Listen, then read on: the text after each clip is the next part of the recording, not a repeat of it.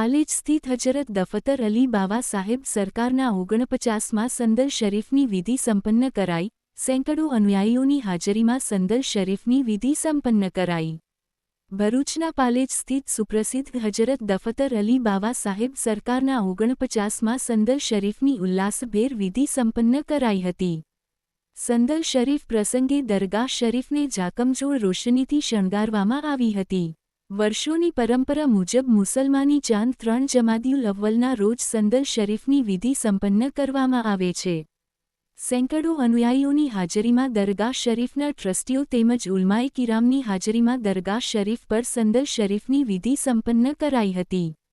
સંદલ શરીફ દરગાહના પટાંગણમાંથી પ્રસ્થાન કરી દરગાહ શરીફ પર પહોંચ્યું હતું, જ્યાં દરગાહ શરીફના સંચાલકો તેમજ ઉલમાએ કિરામના હસ્તે સંદલ શરીફની વિધિ સંપન્ન કરાઈ હતી.